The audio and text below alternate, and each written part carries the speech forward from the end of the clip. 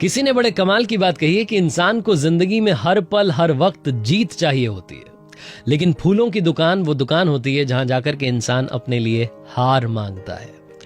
Hi guys, my FM से मैं हूं आरजे कार्तिक। एक छोटी सी कहानी, ये कहानी सैंडर्स की, जिसका जन्म अमेरिका के इंडियाना के हेनरीविल में हुआ। सैंडर्स जब 6 साल का था, इनके फादर की डेथ हो गई। पिता के इस दुनिया से चले जाने के बाद में माँ ने जाकर के फैक्ट्रीज में काम करना शुरू किया। एक टमाटर फैक्ट्री में काम करती थी, सुबह जाती थी, शाम में आती थी। सैंडर्स भाई बहनों में सबसे बड़ा था, तो घर में जो बच्चे थे उनके लिए खाना बनाने का काम भी सैंडर्स ने किया। इतनी नन्ही एज में कुकिंग करना शुरू कर दिया। 7th क्लास तक स्कूल गया, उसके बाद में ड्रॉप आउट ले लिया क्योंकि रिस्पॉन्सिबिलिटीज बढ़ चुकी थी। रिस्पॉन्सिबिलिटी ऐसी थी कि घर परिवार में छोटे बच्चे, भाई बहन, उसके बाद में घर का खर्चा। तो इसने भी माँ का हाथ बटाने के लिए काम करना शुरू किया, खेतों में जाकर के मजदूरी करना शुरू किया।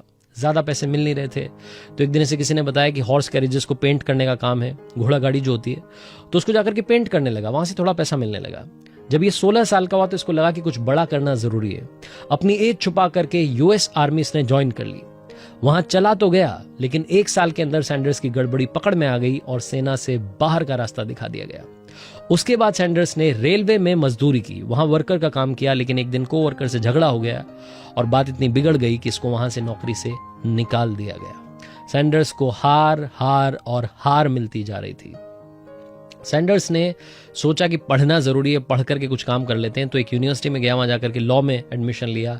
लॉयर बन भी गया, एडवोकेट बन भी गया, लेकिन एक लीगल केस में इतना गंदा उलझ गया, इतनी गंदी फाइट हो गई कि वो लीगल केस बर्बाद हो गया। अपना पूरा करियर बर्बाद कर लिया।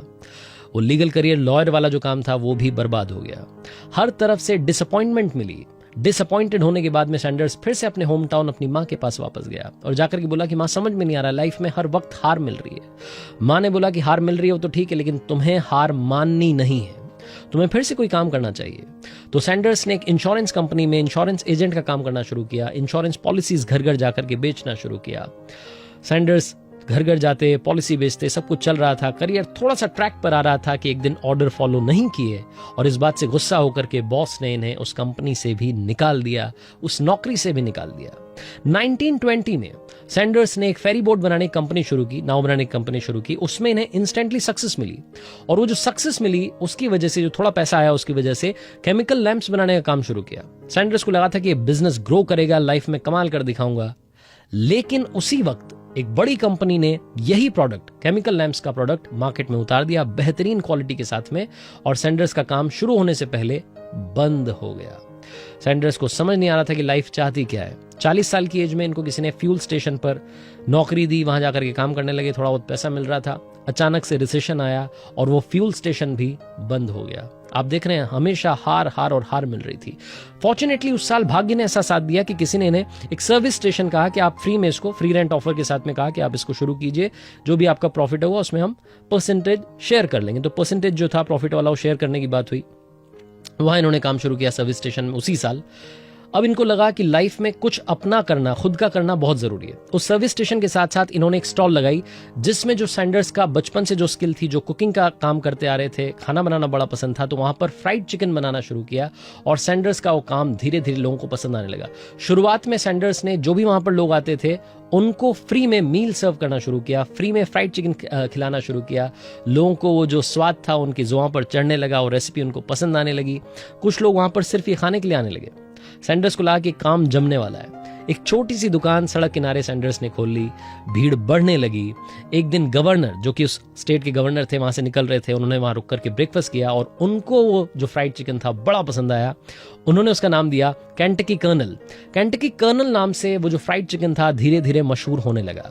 इस सब के बीच में करीब 4 साल के अंदर एक दिन एक एम्प्लॉय का, जो कि इसी के रेस्टोरेंट में काम करता था सैंडर्स के, उसका किसी से झगड़ा हो गया और वो रेस्टोरेंट बंद हो गया। उसके बाद में भी सैंडर्स ने हार नहीं मानी, एक और रेस्टोरेंट ओपन किया।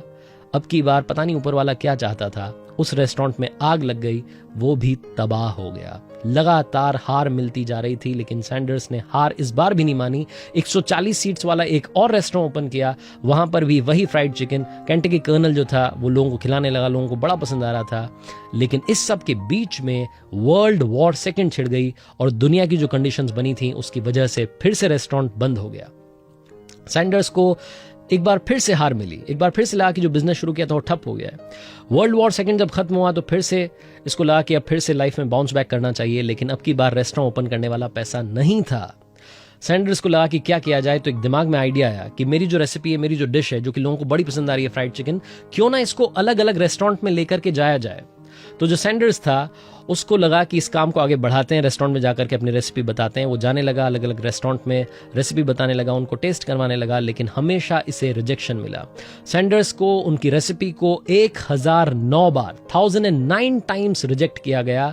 उसके बाद में इन्हीं के शहर में एक बड़े रेस्टोरेंट ने फाइनली इनकी रेसिपी अप्रूव की, और वो जो फ्राइड चिकन था, केंटकी कर्नल, जो कि केंटकी फ्राइड चिकन था, वो पहली बार एक बड़े रेस्टोरेंट में पहुंचा। कस्टमर्स को बड़ा पसंद आया। धीरे धीरे इन्होंने और रेस्टोरेंट्स को कन्विंस करना शुरू किया। शुरुआती दिनों में जो सैंडर्स थे वो अपनी कार में ही बैक सीट में सो जाया करते थे, रात दिन उसी कार में रह लेते थे, अलग अलग रेस्टोरेंट्स में जाते थे, विजिट करते थे। समय का कुछ अता पता नहीं था, बस अपने बिजनेस को ग्रो करना चाहते थे, बढ़ाना चाहते थे। 1964 में KFC यानी कि केंटकी फ्राइड चिकन की 600 ब्रांचेस ओपन हो चुकी थी, और 1969 में न्यूयॉर्क में KFC जो नाम था, ये स्टॉक एक्सचेंज में KFC गूंज रहा था।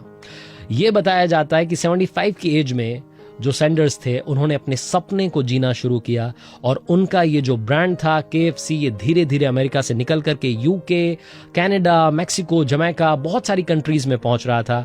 600 से 3500 हुआ, और जब 16 दिसंबर 1980 को सैंडर्स ने आखिरी सांस ली, 90 साल की उम्र थी उनकी जब उनकी डेथ हुई, जब उन्होंने आखिरी सांस ली, उस वक्त दुनिया में KFC केंटकी फ्राइड चिकन की 6000 ब्रांचेस ओपन हो चुकी थी। और डेटा बताता है 2019 तक 24,000 से ज्यादा आउटलेट्स जो हैं KFC नाम से चल रहे हैं। KFC का अगर आप लोगो देखेंगे तो अंकल की जो तस्वीर आपको दिखती है, उन्हीं का नाम सैंडर्स है, कर्नल हार्लैंड डेविड सैंडर्स, जिनकी तस्वीर में फ्रेंच कट दाढ़ी है और वेस्टर्न टाई उन्होंने लगाई हुई है। यही वो लोगो जो कि मशहूर हो चुका है, और आज पूरी दुनिया सैंडर्स को, जिनको कि 1009 बार रिजेक्शन का सामना करना पड़ा, जानती है, पहचानती है, उनकी तस्वीर को बार बार देखती है।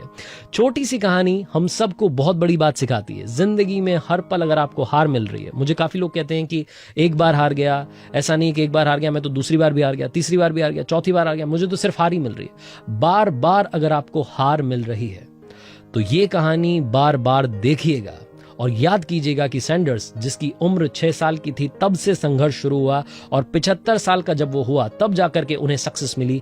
उन्होंने कितनी बार हार का सामना किया। जब उन्होंने हार नहीं मानी तो आप हार क्यों मान रहे हैं? आपका भी नाम दुनिया में मशहूर होगा।